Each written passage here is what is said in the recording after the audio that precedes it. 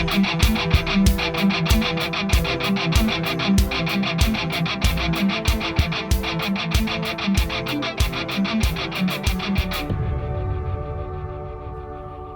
is Dr. Jerome Corsi, and today it is Friday. It's December 1st, 2023. Thank you for joining us on thetruthcentral.com, and we're broadcasting podcast every weekday. First story I want to cover, this debate last night with Newsom Gruesome and DeSantis. And there's a very interesting clip that the Liberty Daily is playing. I want to show it to you, because it really shows you what California is today. This is Real America's Voice, and it's on the thelibertydaily.com, which I recommend everybody take a look at. And this Real America's Voice is also very, very good in broadcasting from California. Chris, we'll play the clip. Back in Sacramento, California, where Gavin Newsom wants you to believe that they're fixing the problem with homelessness. This is Gavin Newsom's California. If you like poverty, keep voting for Democrats. If you like drug use being promoted in public, keep voting for Democrats. If you like human feces on your sidewalks and homeless encampments in front of your businesses, if you like higher taxes, higher gas prices, and a lower standard of living, if you like BLM thugs being able to rob at will while law-abiding citizens are criminalized by liberal DAs, if you like illegal aliens invading our country while homeless veterans sleep outside, if you like men being able to use your daughter's restrooms and play on your daughter's sports teams, if you like giving away our weapons to terrorist organizations and sending billions of dollars to fight other nations' wars while our country's going bankrupt, if you like politicians who always promise but never deliver, then just keep voting for Democrats. Well, I agree with him. I think it's time to stop voting for Democrats. I'm not sure the Republicans are all that much better. The Republicans in Congress would take Mitch McConnell, his wife, Elaine Chao. Her family's worth millions in China. And that family wouldn't be alive if Mitch McConnell wasn't doing China's bidding in the Senate and the Congress. That's just a fact of life. And the corruption is massive in Washington. I saw Mark Morano on Fox News. He did a very good job. Mark Morano, of course, is the creator of ClimateDepot.com, which is a really excellent website on climate truth. And I dedicated my book to Mark Morano, Truth About Energy, Global Warming, and Climate Change, which is dedicated to Mark. And Mark and I have been friends for a long time, going back to about 2004. What his comments were today was that this COP 23, whatever they're calling it, with this climate meeting in Dubai, is going to focus on getting rid of meat, controlling any farming that produces a reliable food source. It's going to punish the third world. There's a big climate fund, and it's going to be doled out to those third world nations that most control their populations. There's COP28. That's what it is. COP28, Dubai. It's going to start next week. It's going to be another globalist celebration of reducing our standard of living by creating climate hysteria. It's a climate cult now. This is a secular religion. The science is not at all in agreement with that carbon dioxide is the temperature control knob of the Earth's temperature. I mean, it's just ridiculous. Carbon dioxide is a very, very minuscule molecule in the atmosphere, 0.04% approximately. And that's not enough to make the differences that the left is claiming will happen. Scientific analysis say we could double the amount of carbon dioxide, and it really would not be detrimental to our existence on Earth. These climate nuts think that somehow or other Earth has created its temperature to satisfy us. Well, that's just not the case. Earth's 4.6 billion years old. 600 million years ago, there was more carbon dioxide than there is today. We've had ice ages since then with more carbon dioxide. Carbon dioxide follows warming. It doesn't create warming. The forces that control climate on Earth start with the sun. That big yellow thing in the sky is not a tree ornament. It's not, that's the sun. It heats Earth. It provides us with our light and our heat. Without the sun, we wouldn't be here. That's the fundamental force. When it burns hotter, we get a warming period. When it burns cooler, we get an ice age, little ice age. When we're farthest from the sun in our orbit, the most elliptical, away from the sun, egg-shaped, that's when we have an ice age about every 100,000 years. When the ocean currents shift, as they are now with El Nino coming up into the Pacific Ocean, which again produces warm currents coming up into the Pacific, it changes fundamentally the weather patterns across the United States and across the world. The Earth rotates. These are some fundamental concepts. They teach nothing in the schools anymore except for gender uncertainty. So fundamentally, climate science is complex mathematics. It's not linear. You can't say that we have this much more carbon dioxide, it's going to be this much warmer, because it may not operate that way. The Earth may absorb the additional carbon dioxide, and other factors can come to play. Clouds, are there more clouds? Are there fewer clouds? Are we going through cosmic rays or not? Is it more cosmic rays will produce more clouds? These are very complex factors. And to say we have to just quit using hydrocarbon fuels makes it clear that this is an ideological agenda aimed at destroying capitalism. And with the Bill Gateses of the world as depopulationists, we're going to basically reduce the ability of the Earth to sustain the billions of people we have here today. And it's a tragedy that so many people are gullible to this science nonsense. And this is a climate hysteria, which is designed to force us into reducing our standard of living. If you think what's going on in California is accidental, you're wrong. It's intended. It's intended by the Neo-Marxists who control the Democratic Party. What they want to do is create a cultural revolution in which all of our traditional values are destroyed. So that's the second volume of my Great Awakening series. I'll do the third one pretty soon, which is going to be about transhumanism, artificial intelligence, and perpetual life extinction. That's what they think they can produce for themselves. In the meantime, we are destroying the economy. We have now $33 trillion debt, going to $34 trillion debt very rapidly. We have national debt to GDP about 136%. Just a few years ago, it was only about 55%. We're printing money like crazy. And the Democrats are doing this intentionally. The Democratic Party is a neo-Marxist party. And what they have to do is they create this woke nonsense in order to destroy the culture of capitalism, undermine the family, just eliminate God. And so what's going on in California, San Francisco, businesses closing down, the center city becoming unsafe.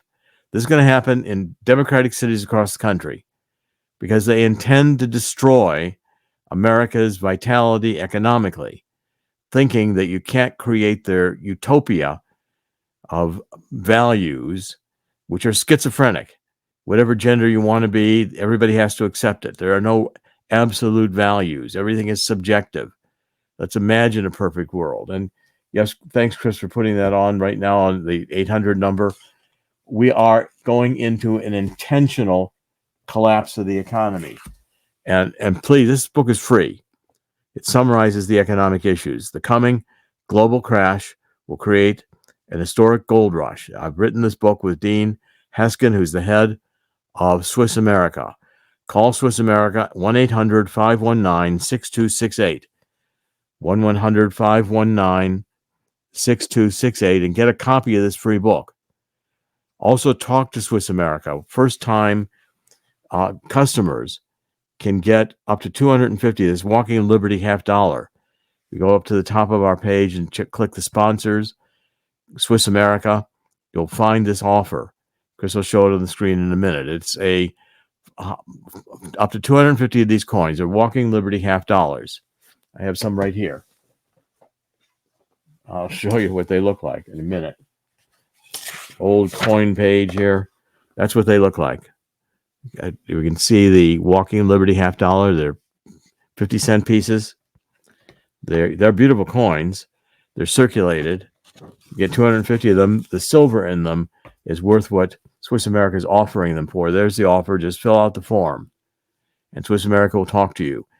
But absolutely think now to get some money into gold, because what you're going to be facing here is that when the economy begins to collapse, which it will, and we're going to try to prop it up so that it will hold up and through 2024 with the election year, but it's not going to hold up forever. Gold today is trading at $2,058. Gold has broken through $2,000 and it's holding there for a few days before they suppress the price. They won't be able to suppress it for long.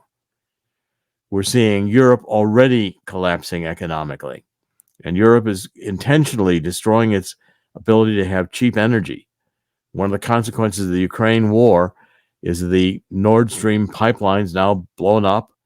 Russia is not supplying natural gas or oil to Europe. Europe is going to have much higher prices of energy, and Germany is deindustrializing as a consequence, because industrial plants can't operate without relatively inexpensive energy. We increase the price of energy, we're going to destroy the middle class in the United States, and we're going to kill millions in the third world. Okay, let's advance into some of the news stories today. The first one was the Newsom-DeSantis debate, which I quite frankly did not watch. I think these debates are getting to be boring, stupid, a waste of time. Donald Trump is by far the leader. Donald Trump is now not only the presumptive nominee of the Democratic Party, but he is the guy to beat in the presidential election. The polls are that strongly in favor for him. The Hamas-Israel war. Well, the truce is over. We don't have any more truce in Gaza. The Hamas did not, surprise, live up to all the conditions that were set and negotiated for the release of hostages. So the fighting has resumed, and Israel is now launching an offensive against the southern part of the Gaza Strip. Israel first took care of the northern part of the Gaza Strip because that's where Gaza City is. It was the largest concentration of people, the biggest city in the Gaza Strip. It's a very small strip of land on the Mediterranean, just north of Egypt. And Egypt does not want the Palestinian refugees. Why? Well, they've had them before. Palestinians are a Marxist group, PLO, Palestinian Liberation Army, and they destabilize the government of every country they've been in. They've been thrown out of Egypt for that reason. They were thrown out of Jordan for that reason. They were thrown out of Lebanon for that same reason. These are not the people dislodged in 1948 when Israel was created, but many of those people are still where they were in 1948. So the families have not moved. There's a large number of Muslims within Israel, many Israeli citizens. So many of them are Israeli citizens. That's the point. And they have seats in the Knesset. This whole idea that Israel is only for Jews is not correct. And the propaganda, the lies that the media have told over and have paid to tell, that was one of Mark Morano's points of view. And he expressed this today in Fox or yesterday, that the main goal is to co-opt the politicians. So with this fund, they pay off third world leaders that control their populations, knowing that their populations are going to start starving and have less energy, less food, because they're not going to have nitrogen fertilizers. And that's okay with the globalists. The World Economic Forum flying their private jets with John Kerry to cheerlead this destruction of economic security across the Western world. It is insanity. So the fighting is resumed. Now, so far, we have not had Hezbollah, another terrorist organization supported by Iran, in Lebanon. They have not crossed the border to create a second front for Israel in the north of Israel. Nor has Syria, the still remnants of ISIS in Syria. And if you go to the Golan Heights in Israel, you can look down and see Damascus. I've done it. And there was fighting up there in 1973 in the 1973 Yom Kippur War. So again, we have this tinderbox in Hamas in Gaza, and it is not going away, and it's not going away quickly because Iran is behind this. We have been funding Iran.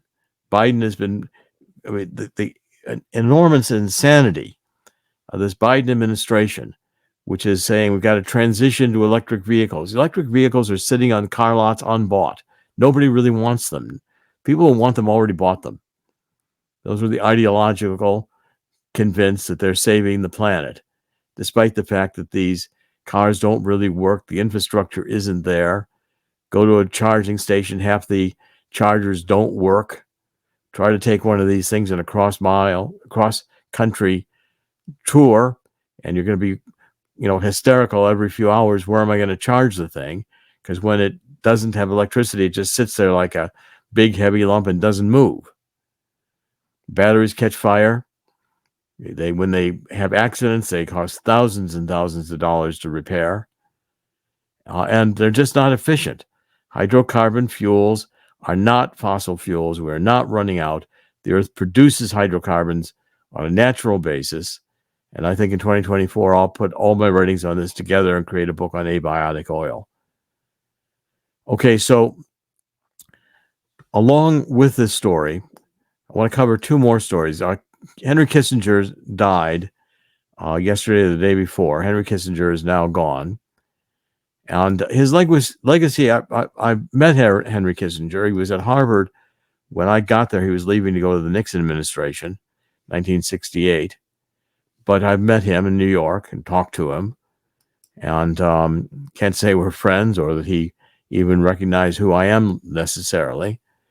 But the point is that Kissinger, just before he died, and remember, Kissinger is a Jewish refugee. He's Israeli, Jewish, German Jew, fought for the United States in World War II in the U.S. military intelligence, went to Harvard, got his PhD, thesis on Metternich, who was a politician who arranged in the 1800s a period of peace in Europe, which was rare, by having all these alliances and balancing of power between these different alliances and groups.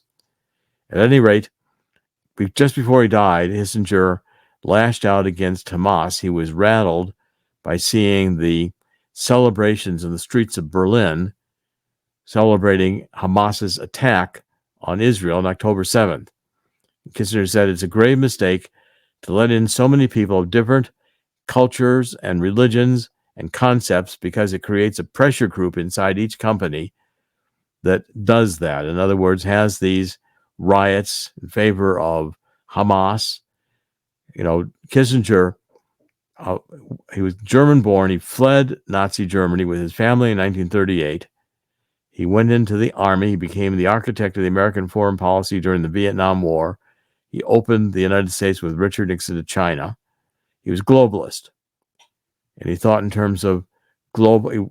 He was a brilliant man, but he, again, was a globalist. And he was at the head. He was the guy who was the tutor for Klaus Schwab at Harvard when Schwab was a student at Harvard to create the World Economic Forum. So Kissinger wanted this one world government. He wanted to have the oligarchs of the world rule.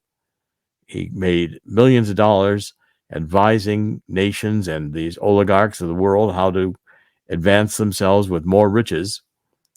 But he was appalled when he saw Hamas attack Israel. And then in Germany, in the streets of Germany, there were celebrations. Okay, I want to cover one more story, and then I'm going to ask Chris to comment. This next story has to do, let me pull it up here for a second.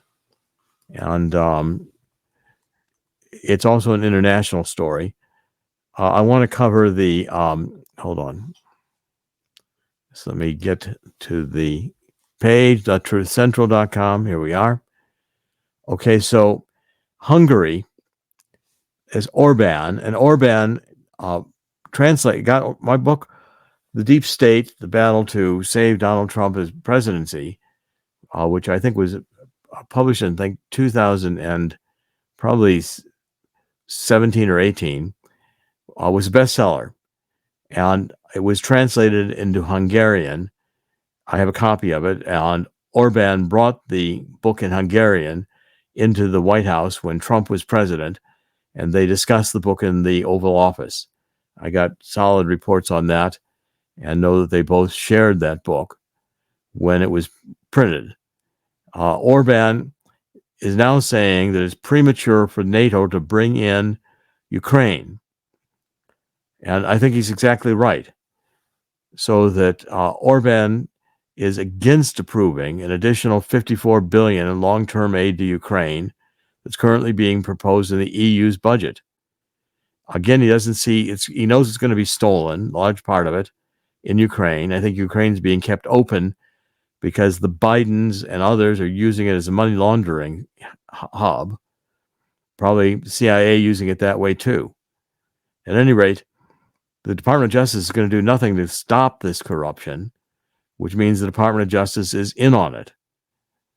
Okay, and you can't run a drug cartel without banks. I proved this in 2011 when I caught HSBC laundering money. They were opening up bank accounts. John Cruz, who was a banker on Long Island, brought me files and showed the accounts that were open in your credit card number. They had real Social Security numbers. I'm sorry, not credit card numbers. Social Security. They were running millions of dollars through that account. Then they closed the account with a zero balance. So it hadn't happened. The account disappeared. No tax consequences. Just passed through. Well, I've accused them of doing the money laundering, and it was said that it should be tied to the drug cartels in Mexico. In fact, the Senate Permanent Investigating Committee got in touch with me and Department of Homeland Security. I turned over all this information to them. And HSBC paid a $1.9 billion fine for money laundering in the drug industry with terrorist groups that were operating on the border and in Mexico. The truth is the CIA has been in the drug business since before World War II. When the OSS was created, it was also in the drug business. The CIA in Vietnam was in the drug business. We're still in the drug business. We are the cartels. Why? You can't run a drug cartel by driving around truck full, cargo of $100 bills. You've got to get that money into a bank. And so therefore, all bank wire transfers are monitored by the Treasury, I'm sure monitored by the NSA and others. And it's known, but it's winked at. Why? Because it's a source of off-the-books cash for the CIA. It's good business for their covert activities. Now, Orban is saying he doesn't want to play in this game anymore. He doesn't want Hungary swarmed with Muslim refugees. He's not anxious to take in the Palestinians. Okay, so Poland is also balking on this issue, whereas the State Department, John Kerry, Obama, Hillary Clinton are all pushing to expand NATO to include Ukraine and Finland. Well, Finland is, I think, already in the NATO. Well, this again is a direct threat to Russia. Finland mobilizes if they militarize the border and start denying Russia access to the Baltic Sea, it denies Russia access to the Atlantic from the north. That's going to be considered to be an act of war. So again, they don't understand. Our State Department, I think, has been going back to, as far as I can think of, the State Department has been anti-American. They advance these causes that are globalist in nature. And the Democratic Party has hated Russia since the fall of the Berlin Wall because Russia repudiated communism. The Democratic Party has been moving towards communism since 1917, when the Russian Revolution occurred. Democrats have been in love with Russia when it was communist, except for when the Berlin Wall came down and Russia renounced communism. Now the Democrats want to go to war with Russia, restore communism. I mean, this is remarkable and disgraceful. It's anti-God, it's anti-family, and destroying the culture of capitalism is destroying the Judeo-Christian culture that is a direct attack on the Enlightenment. It's a direct attack on reason. It's a direct attack on fundamental Judeo-Christian morality, on the family, on marriage, on raising children with a moral education. Instead, they want to have you think that men can compete in women's sports, men can use women's bathrooms. If there's any gender you want to have, there's thousands of genders. Pick one, make one up. We're all racist, so therefore America is a hateful country because we had slavery and our founding fathers couldn't solve the problem of slavery when the Constitution was put together. And again, it's a demonization of race. So it's hating white supremacy. It's race hatred at the heart of this. The imagine John Lennon, imagine a world with no God, then we won't have religious wars. Imagine a world with no boundaries, then we won't have nations fighting with each other. All nonsense. And in fact, it is schizophrenia. It's designed to destroy. The architects of this Neo-Marxism, Frankfurt School, for instance, Herbert Marcuse in the 60s, writing books like Eros and Civilization, was intending to create a sexual revolution which would throw traditional Judeo-Christian morality out the window. Chris, do you want to comment? Well, let's get into another real-life instance of what you're talking about. Imagine a perfect world where everything works out perfectly. As you saw, in a great, easy-to-manage perfect world where we all can imagine Hamas not reneging on the treaty's terms. Come on, did you really think they weren't going to do this? Did you really think they weren't going to even take some of this opportunity to regroup? And then you're hearing types out of the UN and Canada and, of course, the Biden administration talking about, well, at the end of this particular conflict, Israel can give back all the land to give back Gaza, set up and I hear this several times, a strong Palestinian Authority. That's what they want. And then, for good measure, after the victory, give them the West Bank as a bonus. Do they really think Netanyahu is going to do this? The fact is, this is all imagining. It's all their perfect world, and it's all like, oh, let's see. Maybe everybody will forgive each other and say, oh, my bad, when it comes to the Hamas attacks on October 7th. No, that's not real. Well, and it's also not real that the determination of Iran, Hamas, Hezbollah is to destroy Israel. They don't want a Jewish state in the Middle East. And they want to deny, the covenant with God and the Israelis going back 2,000 years biblically, that this is the Jewish homeland. And so therefore, there's no end game resolution to this conflict. It's just a pause and then another attempt to destroy Israel. Pause, another attempt to destroy Israel. And, there you go. Yep. And we're funding the groups that Iran. We're funding Iran now. Thank you, John Kerry. John Kerry's legacy is, lying about Vietnam, going back and creating the Vietnam Veterans Against the War and undermining, the whole idea of patriotism and our soldiers were there to preserve democracy and fight for democracy. That's, of course, what they believed they were doing, even if they were engaging in a CIA constructed reality that was just designed to pay off the arms dealers and the bankers more money. That's not why the soldiers were there, or what again, undermining that was one of John Kerry's primary purposes. Then as Secretary of State, he makes a deal where Iran's given a green light eventually to have a nuclear weapon. Obama gets cargo planes full of cash to fly to Iran. Biden's paying off Iran. Please don't have a nuclear war on my term. least wait until Donald Trump's in, then have your nuclear war. We'll blame it on Donald Trump. That's the plan, yes. And they get their depopulation agenda pushed forth as well. Sure. Hey, see, kill two birds with one nose. Yeah, well, these people wouldn't entertain nuclear war. They're that demonic.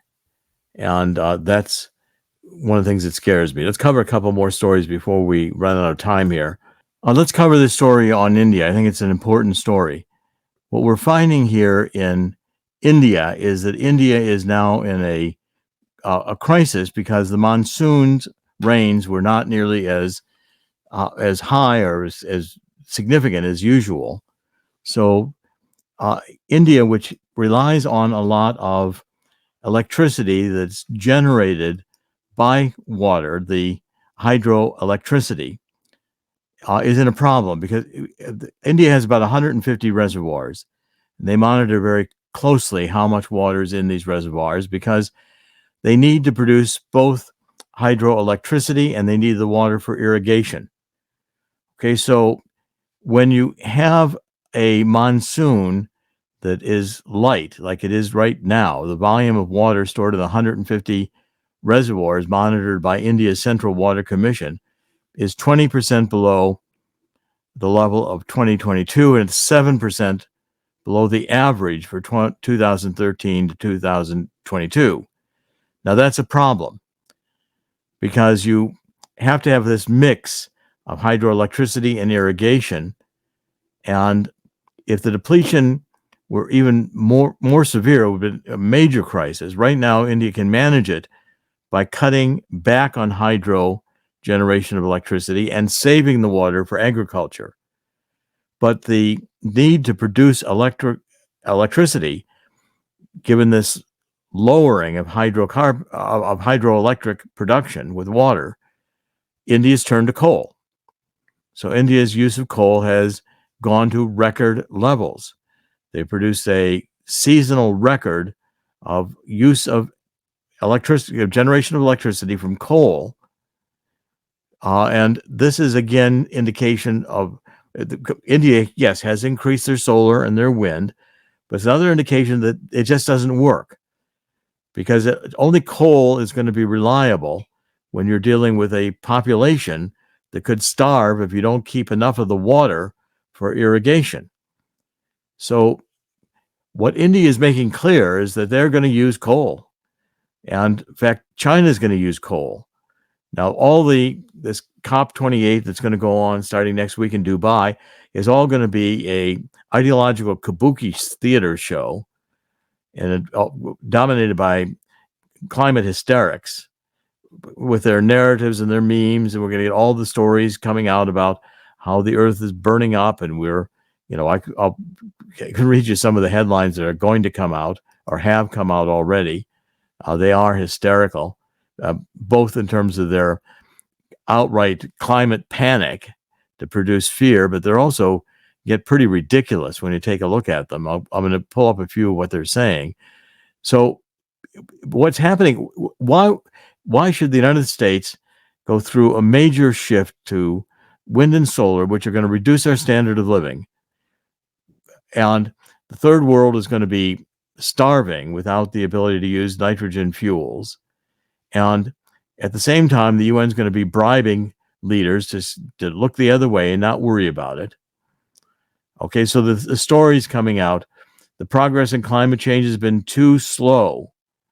Okay, this is the Hindustan Times. Only 30 days of winter as global warming disrupts traditional season cycles. China's on track to warm by nearly 3 degrees centigrade without stronger action. It's ridiculous, the fear that's being generated. And the reality is that hydrocarbon fuels work and that wind and solar don't work. So what India is making it clear is this transition to wind and solar, which the Biden administration wants to do in a massive way, is only going to produce more economic distress in the United States, weaken us economically, and increase the tendencies of our cities to deteriorate, because we're not going to be able to have the reliable, cheap electric fuel that hydrocarbons can and do produce with a grid that's designed to operate on a hydrocarbon fuel generated electricity, which has to be there anyway as a backup, because when the wind doesn't blow all the time, the sun doesn't shine all the time, and there's a limit to how much of the wind and solar you can store in batteries. So this is a exercise that is designed to fail, and those who are in fact engaging in it know it doesn't work. That's the backstory here that you've got to get your mind around, is it's intended to fail. Now, if we go to, for instance, in Climate Depot, I want to cover one of the other aspects of this, which is fairly amazing to me. You know, it's not only that Mark Morano is saying that this COP28 meeting in Dubai is going to seek to collapse global energy, food supply, transportation, and the ability to move freely. The World Economic Forum is now running panels saying that the climate affects gender and gender affects climate. So now we've got the climate hysterics warning us that this is a gender problem. What? I mean, okay, so the narrative here, UN explainer. How gender inequality, this is a quote from their broadcast on this. They're doing panels on this, the World Economic Forum and the United Nations. So the UN explainer, quote, how gender inequality and climate change are interconnected. The climate crisis is not, quote, gender neutral. Women and girls experience the greatest impacts of climate change, which amplifies existing gender inequalities and poses unique threats to their livelihoods, health, and safety. What?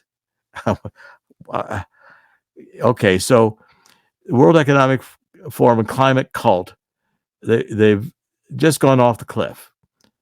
The climate affects gender.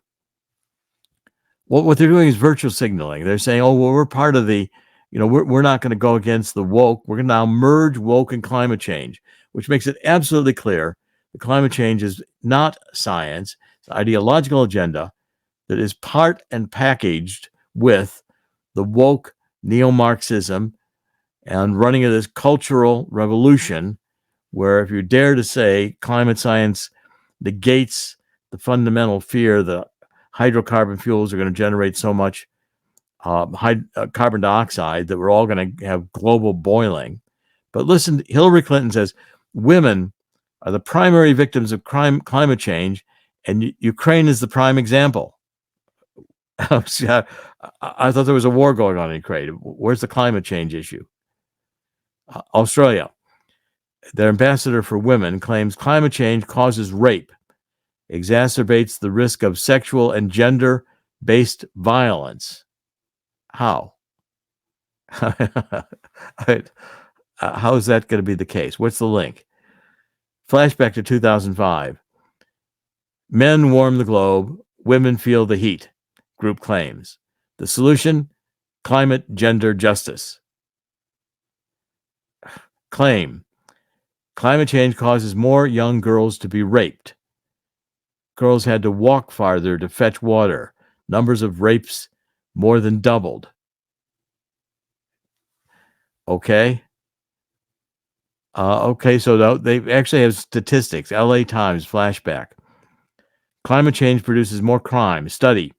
Between 2010 and 2099, climate change can be expected to cause an additional 22,000 murders, 180,000 cases of rape, 12 million aggregated assaults, and a 0.8% increase in crimes of violent theft. How's that? This reminds me of the predictions with the COVID pandemic. Millions of people are going to die. The United States is going to have 10 million people dying. We don't get our ICU units are going to be swamped. We'll have 10 times more patients needed to be than we have ICUs.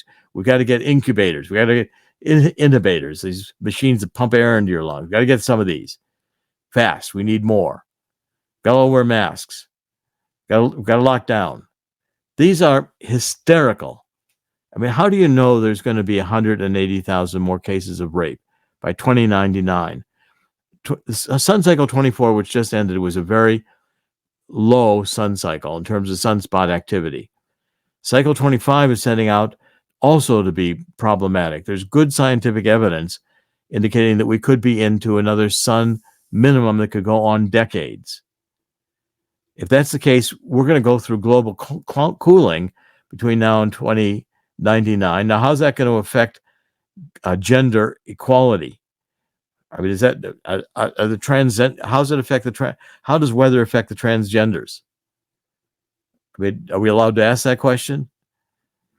Okay, so this is the insanity that this woke nonsense is producing, and it is amazing to me that this is even being tolerated. That okay, so here's meet Professor IPCC contributing author Solomon Hsiang Song, a policy professor at the University of California, Berkeley, and the author of the newest, warmest study in journal Science. The study found that the rate of interpersonal violence, including assaults and rapes, increases 4% for every standard deviation change in the climate towards warmer temperatures or more extreme rainfall. Intergroup conflict rises 14%. He holds, what's his PhD in? It's in sustainable development from Columbia University. Okay, this is ideological science. It's nonsense. And it's what's being peddled as the mainstream, you got to believe it. Chris, before we wrap up, do you have any comments about this insanity? It's the kind of thing that leaves one speechless, but I'm watching these people, and when they actually said maybe in the 1970s and early 1980s, don't throw your garbage on the ground, put it in the can. That's a good thing. I get that. We know we should be good stewards of the earth. Apparently, it's all turned into, well, now we have to make sure we don't eat hamburgers anymore. We can't have milk. You can't grow things. Life-giving carbon dioxide is a sin, and you can't have it anymore. But there are people. There are actually what was it? I was doing a show called Culture Wars with the Project Sentinel. We do this with some rockers that we know, and one of them was talking about how a kid comes home, a child relative of his comes home and says that he wants to get rid of, not a child, a young relative of his comes home and says they need to get rid of carbon dioxide as a whole. These people don't even learn science; they learn feelings. They learn what they're told, and they don't seem to understand or grasp the fact that we need all these gases and kind of work in perfect synergy. We cannot run in electric cars. I know I'm rambling a little bit, but this is what I'm seeing here, and all this, and you allude to this on several programs. It's not Imagine World. Hey, I know John Lennon has a good voice, but we can't just imagine it's going to happen. There has to be some realism involved, and the fact is, yes, carbon dioxide is life-giving. Meat, dairy, life-giving. We need that. It's a cycle. What are you going to do? Well, these people are both depopulationists, as we pointed out. That's the idea. And we exhale carbon dioxide. So I guess the bottom solution here, why don't you all do a favor and just kill yourselves, and then we won't have the problem. Do get a copy of the free book, which is The Coming Global Crash Will Cause an Historic Gold Rush. Gold has already started going over $2,000 an ounce. We haven't even begun the economic crisis in the United States. What we're doing here in producing more expensive energy that doesn't really work, together with a credit crisis that is going to be a balloon bubble that's going to burst. Get 1-800-519-6268. Get the Walking Liberty $50 offer. If you like the show, please take a look at our sponsors. People are saying I'm looking younger, and I'm 77 years old. I've been taking this Carbon 60 by Vital C for now going on 5 years. And I swear by its longevity properties. And My Vital C, give it a try. There's even some for pets and animals. It's quite good. And if you're not sure if you like it, I think you'll see the animals, pets, dogs and cats do love it. I can tested that with our pets. They both, dog and cat, seem to love the pet version of My Vital C. Try it. I think you'll like it. We've written a book on it. We're going to be publicizing this more in 2024. I'm not retired anymore. I'm really writing books like crazy. Live Longer and Better, which is written with Chris Burries, who is the co-founder of My Vital C and a good friend. And we're going to be bringing more to you in 2024 with the Truth Central. If you like us, like the sponsors, up in the right-hand corner of the website, you can see all the places where we're broadcasting: iHeart, Apple Podcasts, Rumble, Cloud Hub. I mean, we're on many, many different places. You can see them all up in the right-hand corner. So, BitChute. I mean, we're on many, many different places up on the website, and broadcasting this. We're on social media, and we'll be doing more of this in 2024. I'll be selling some of my stock of author signed books. I'll be trying to reduce that number pretty significantly in 2024. Quick note. You can also listen to the podcast right here on thetruthcentral.com. That's on the upper right-hand corner. You'll see the Truth Central podcast. You'll also see the Secret War on Cash from Swiss America. That's an up-and-coming, excellent podcast. You can also find videos, Jerry's video podcast here as well. So if you don't feel like going all the way to YouTube and you want to find the news and everything else and take a look at the doctor's books, you can do that while watching or listening to the podcast on this site, thetruthcentral.com. And we're posting stories, and you can go back and read the previous ones that are not being typically covered in the mainstream media. So you're going to find a lot of news here. You're going to find books. The Walking in Liberty $50 offer is on the homepage. I think you'll find if you peruse and by the way, we have a store now. We have gear. Take a look at the store. You can buy hats and various things in the store. So we're doing a lot to upgrade the website, and we'll be doing more in 2024. This is Dr. Jerome Corsi. I always say, in the end, God always wins. God will win here too. I know these things look dystopian. We're going through a very, very bizarre time, and the solution is this is extremely important to me and should be to all of us.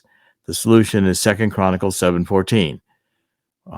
We need to get down on our knees and ask God to forgive us for letting the world become godless. So many millions of babies killed in the womb, cut apart by mad surgeons who were abortionists. A whole cult out there, talking about the reproductive rights and making this another ideological insanity in terms of what it means is, killing your own babies before they're born. If that's not satanic, it's a violation of God's law. God created life. We should treasure life. As soon as you begin not treasuring life, you get into depopulation, you begin eliminating people, you become the oligarchs, become mad Bill Gates buying all the farmland and refusing to produce anything on it except for bugs. God will win here. In the end, God will win. God created this place, and he will have a judgment of God, and it's going to be severe. I want everybody to prepare themselves for it. Various ways you can prepare it. One is get out of debt. Downsize. Make sure you have food supplies. Think about survival needs. It's going to be a grim time. But I don't believe that God created the human race to fail. And if we follow biblical advice and allow Jesus Christ to be your personal Savior, come back to biblical principles, I believe we can have a future that eliminates this insane satanic madness from popular culture. Dr. Jerome Corsi. Today is December 1st, 2023. We're going into the last month of the year. We'll be in 2024, an election year pretty soon, with the Christmas and New Year's holidays coming up. And I remain hopeful and positive.